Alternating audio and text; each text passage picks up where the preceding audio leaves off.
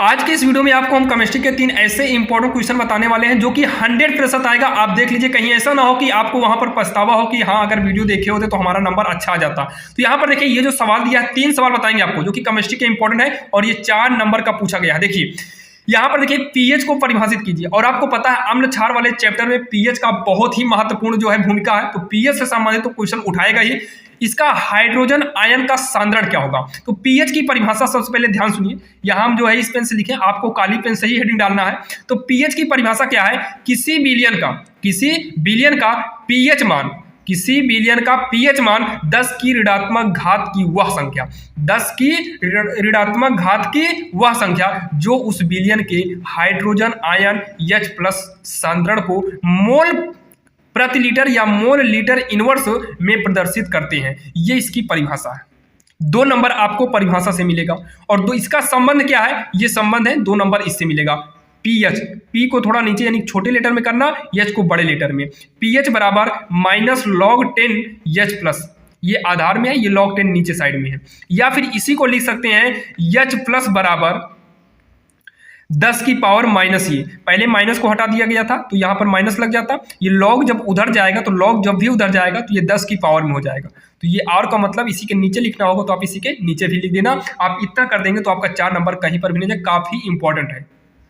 अब यहाँ पर देखिए, जो केमिस्ट्री का ये वाला क्वेश्चन है, निम्नलिखित यौगिक में आईयूपीएससी से संबंधित तो हर बार एग्जाम में पूछता है, हर बार आईयूपीएससी आपको देगा। यहाँ पर देखिए दिया था, इसका आईयूपीएससी बताना है। आईयूपीएससी के लिए सबसे पहले आपको ये देखना पड़ता है आईयूपीएससी की जो श्रृंखलाएं हैं उस श्रृंखला में क्या दूसरी कोई श्रृंखला है, एक्स्ट्रा श्रृंखला है क्या, मतलब अलग से कुछ जोड़ा गया है क्या।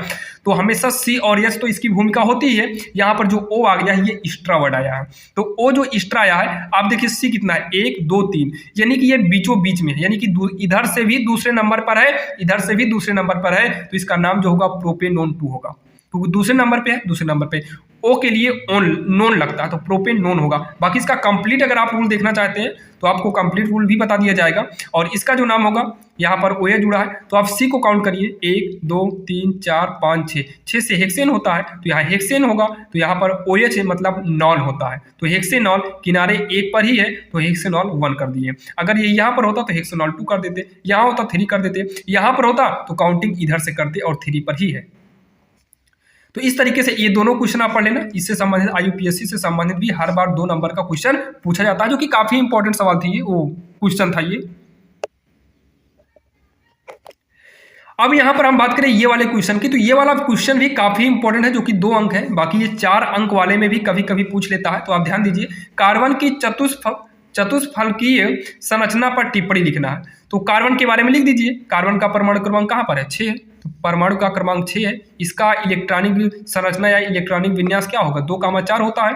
एक कार्बन परमाणु के संयोजी कक्ष में 4 इलेक्ट्रॉन होते हैं। इसे निष्क्रिय करने के लिए 4 और इलेक्ट्रॉन की आवश्यकता होती है, यानी कि पहली कक्षा में 2 4 मतलब पहली कक्षा में 2 और दूसरी कक्षा में 8 इलेक्ट्रॉन की जरूरत पड़ती है।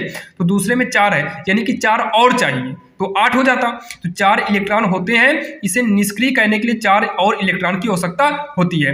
कार्बन ये इलेक्ट्रॉन आपसी साझेदारी से प्राप्त करते हैं, अतः कार्बन 4 सहसंयोजक आबंध बनाता है, अर्थात कार्बन की संयोजकता 4 है। अन्य शब्दों में अगर हम बात करें तो कार्बन चतुष्संयोजक होता है, चतुष्फलकीय कह सकते हैं। और कार्बन का ये जो चित्र है, कार्बन परमाणु की चतुष्फलनीय प्रकृति का ये चित्र आप लोग बना लीजिएगा, क्योंकि चित्र भी पूछ लेता है और जब भी चित्र पूछेगा तो आपको 4 नंबर में दे देगा। तो आपका 4 नंबर कहीं पर भी नहीं जाएगा, आप इसको अच्छे से पढ़ लीजिए।